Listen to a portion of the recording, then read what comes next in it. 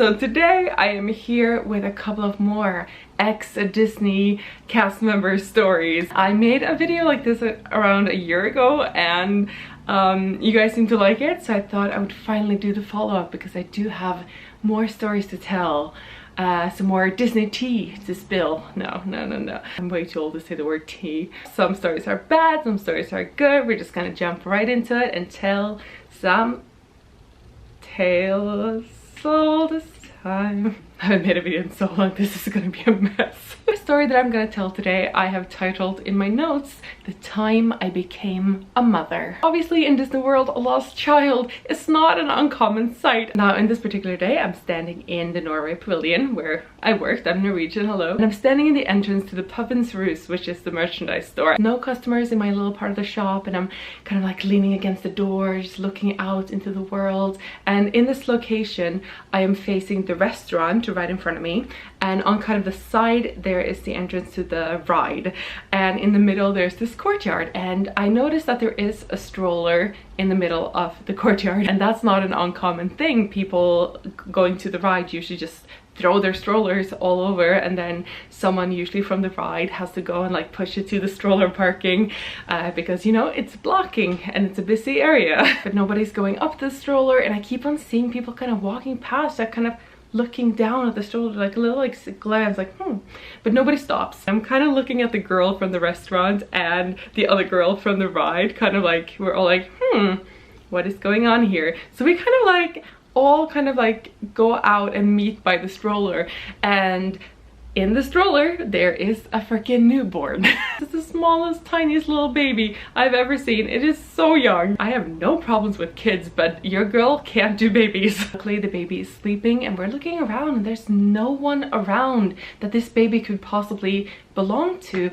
And you know, we're three girls all in our freaking Norwegian bunad standing around there. Like, obviously people are gonna be like, what's going on? So a crowd of people starts gathering, and we're all kind of like, which one of us is gonna have to, you know, raise this child? And obviously since nobody's claiming this baby, we have to call security, we have to call our leaders, and now there's like a bunch of people standing around all being like, who would do such a thing to leave a child? Who is the irresponsible parents of this child?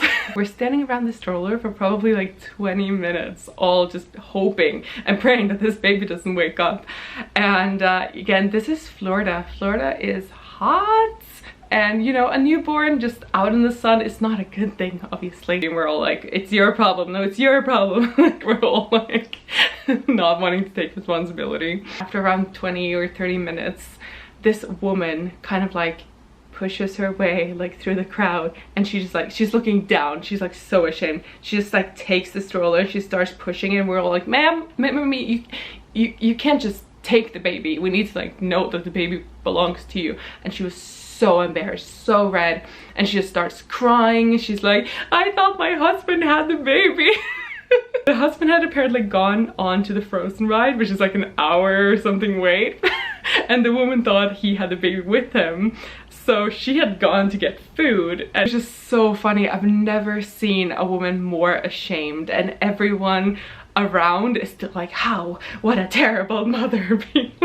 It ended well. It was her baby. It was just such a funny moment. That moment where we all realized there was a baby, and we were like 3 20-year-olds something, just like, I'm not taking it. Just like, that's the story of how I almost became a mother. Like, lost children in Disney is just the like funniest thing, because some kids will like scream their heads off, you know, some will just like accept that you are now their parents, you're the new one. One of my like favorite times, this is a sidebar to the story, but one time I had this little like probably 5-year-old who got found by the Norwegian Vikings. I don't know if you remember them. I think they've taken them away now, but they had these 2 wandering Vikings in Norway, and the Vikings are not allowed to speak. They were only allowed to like grunt and make Viking noises, if that's a thing. So these Vikings just come up to me with this child, and they're just like,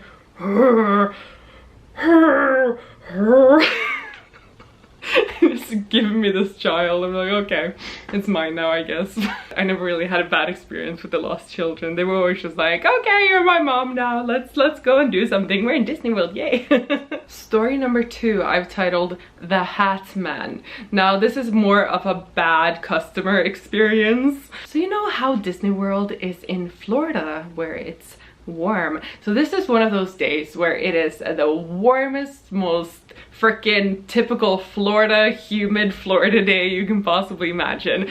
I am standing again in the Norwegian shop, that's where I worked, but I'm standing in the room that literally sells woolen jumpers. There's this specific brand of woolen jumpers, very traditional in Norwegian. It's called Dala, and yeah, they're freaking expensive. They're like 300 to 400 pounds for one sweater. They also have like gloves and hats. And on this particular day, I'd been standing in this position since opening. It was probably like 10 a.m. and you stand in a position for around 3 hours, at least we did. And I have been in the shop. I have not sold anything all morning because again, it's Florida, it's warm, nobody needs woolen jumpers. This man, this grown-ass man, comes kind of like marching into the store, and he's like, he grabs the hat off the shelf, and these are expensive hats. They're like $50 for a hat. They're not beanies, okay? These are woolen, like traditional hats. He like pulls one of the hats off the shelf, he places it down in front of me, and I'm, you know, I'm in my normal customer service self. I'm like, you big summer blood, welcome. And he's like, I want that. And I'm like, okay sir, yeah, of course. Like I go to scan it, he's like, no, I want it for free. I'm like, that's not how shops work, sir. He's like, well, I was, and he has a terrible tone, like this voice that I'm putting on there, that's literally how he sounded. He's like, well, I was in here earlier and I bought a hat, and my son, who was wearing the hat, threw the hat into the lake. There's a massive lake around Epcot. There's not... If you were to throw something into the lake, you would literally have to go like, whoo, like it's kind of far out. And he's like, yeah, my kid threw it in the lake, so you need to give me a new one. And mind you, I've been in this position all morning. There's no getting past me, like try to steal around me. No, it's not gonna work. I'm watching, always watching. I know I haven't sold a $50 hat at this point, at this morning, and I'm the only one who's been in this position. Okay, do you have a receipt or anything? He's like, no. Just so aggressive, just he's like, yeah, can I just take this then? I'm like, no sir. And you know, this is a thing in Disney. If you lose something, yes, if you go back to the place you bought it, they probably will give you a new one. But this guy had an attitude. If this was like a toy or something like that, obviously, it was a kid coming in being like, I lost my toy, of course I'm gonna give them a new one. That is called a magical moment in Disney. People try to take advantage of the magical moments as much as they can. It's supposed to be this really cool thing that cast member can do to people. You know, that's something that people who come to Disney a lot know about, and they do try to take advantage, and it's sad. And I am all for magical moments. Like, if I can do a magical moment, of course I will, but don't expect it. If you expect a magic moment, no.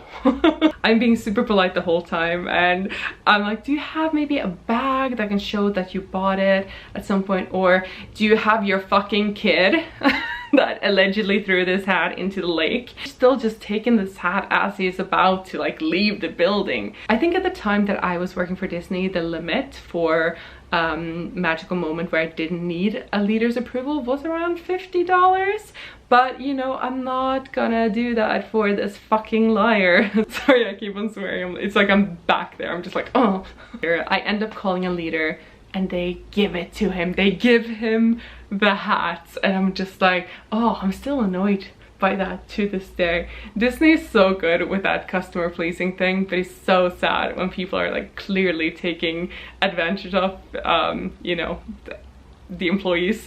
People would always try stuff like that, and as I said, I love doing magical moments. That was like my favorite thing about that job, that we had the ability, and Disney was encouraging us to do it if we, obviously for a reason. Let's say you have like a little girl who's literally counting her savings to buy like a little, I don't know, Anna or Elsa doll, and she can't decide between Anna and Elsa, of course we were gonna give her both. Like, she's like literally counting pennies out of her like savings to like buy this toy, and she's so excited, but she doesn't know if she loves Anna or Elsa more. Like, if I could just give that kid the other doll, like that's not gonna affect Disney a lot, and the parents would like be crying, and like that's such a good thing we can do. When those goddamn adults know about this and they take advantage of it, it just all gets under my skin. I really hope he enjoyed his $50 free hat in, you know, 100-degree Florida weather.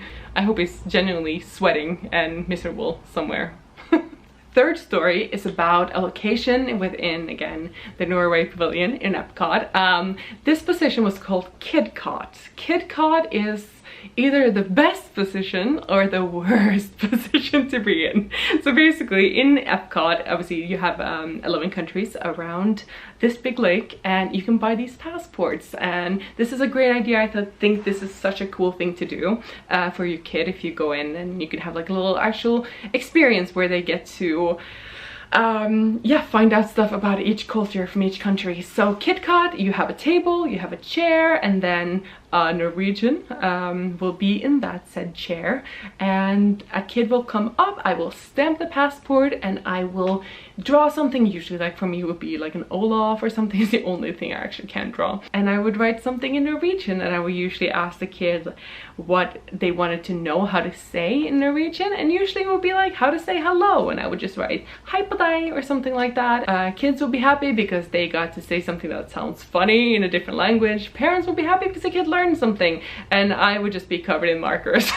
This particular day, I remember there were 2 other cast members in this location with me that weren't really working the Kid Cot. We were just kind of standing around talking to this family that came up. They had the most shy kid with them, and he had one of the passports, and he like comes up again like looking completely down, just handing me the passport. The parents were so lovely, and they're just like, come on, like speak to the lady, tell the lady, like blah blah blah. And I'm like, is there anything you want to learn how to say in Norwegian? I can teach you Norwegian. I'm Norwegian. Literally my whole job, like, please be interested in my culture. This kid is not saying anything, and I'm like, do you want to learn to say hello? Maybe how are you? And again, the parents are like pressuring him a little bit to like actually say something, and this kid leans in and kind of whispers, but loud enough for like most people to hear. He's like, can you write, "The war is over, brother"? I'm just like, what the fuck? I'm just like, what the fuck? And the parents are just like, what? He wanted me to write, "The war is over, brother," in Norwegian. And the parents are like, we have no idea. We have no idea where that came from, where he has heard that phrase, or what the hell is wrong with our child. You know, at most I thought he was gonna be like, can you teach me how to say hello? It's like, the war is over, brother. Like, what the fuck? Oh, kids are great. And finally, I just wanted to finish with a story that kind of just warmed my heart, and still to this day, it's my favorite memories from Disney. And it was a time I was standing in the Wandering Reindeer, which is right after the Elsa meet and greet. And this family comes out. They have an autistic boy with them, and he is in an Elsa dress, which, you know, very normal in Disney. Kids, boys especially, wear a lot of dresses. Like, that's their kids. Like, if they want to wear a dress, let them wear a dress. And this man who's at the register, like checking out at this point, he kind of like, oh, that dad lets his son wear a dress. Obviously that's bad, we all know that. I think me and the other person by the register, the other Norwegian, was just like, we kind of looked at each other like, oh no, one of these customers. The man at the register, he had a son with him as well, and the son is like running around the shop like a crazy sugar hyped person, bouncing off the walls. Obviously I'm not gonna go against a guest and be like, no sir, I disagree with what you're saying, this is a child, he should be able to wear whatever he wants. Like, we can't do that. But we're like, oh, that's very normal here, and it's just like trying to be very like, I'm still positive, yay. And he kind of walks over to the parents of the other kid, right? And I'm like, oh no, he's gonna start something, and I'm just already like ready to like jump in and defend. And then this family literally just have a conversation that lasts for like 20 minutes, and I just see them literally go from the guy being like, why do you let your son wear a dress, to him ending up buying his own son a dress. Like an Elsa dress, because the two kids, while the parents were talking, the two kids are like running around the shop together playing, and the other boy of the father, who's a bit skeptic of this, he ended up being like, oh, Dad, I want a dress too. So we actually ended up magical momenting this kid a dress, which was just, I don't know, it was really, really sweet. And then we had two little boys in dresses running around being the happiest fucking kids in the world, and it was just the cutest thing. And yeah, that little moment, just to see someone who didn't like that suddenly go from like, oh, my kid is really happy in a dress. That was just so nice to be able to witness someone who's really changing their whole mindset about something like that. So yeah, I just wanted to mention that as like a good story. I didn't want to have just like negative stories, although I think this one was quite positive, except from the hat man. He can literally burn in hell. But yeah, thank you for following along to my little ramble today. I hope you guys are all good and safe and that you're staying healthy, and I will see you guys again very soon in a new video.